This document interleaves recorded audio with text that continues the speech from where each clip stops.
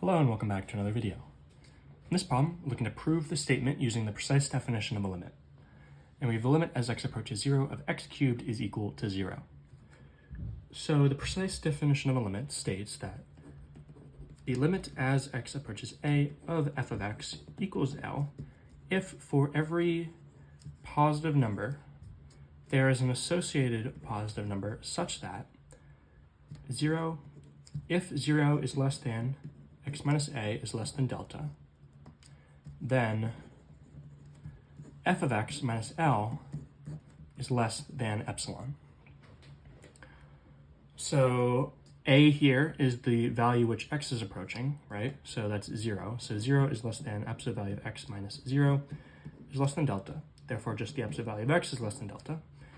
And if we say that the absolute value of x is greater than 0, this is basically saying that x itself is not equal to 0, because this is the only value for which the absolute value of the number is not greater than 0.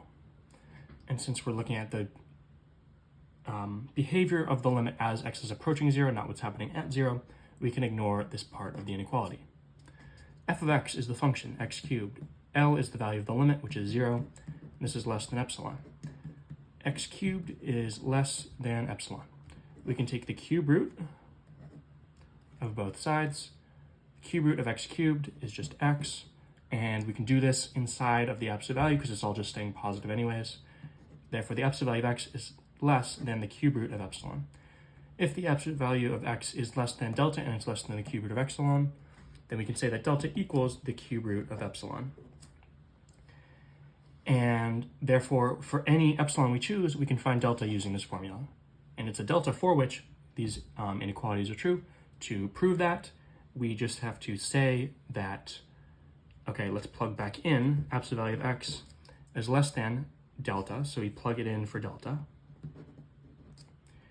And then we want to solve for epsilon, so you say x cubed and cube root of epsilon cubed, so that we just have epsilon is less than the absolute value of x cubed. We can subtract 0 from that. It's less than epsilon. Therefore, f of x minus L is less than epsilon. Therefore, for this particular relationship between epsilon and delta, we can go from this inequality to this one.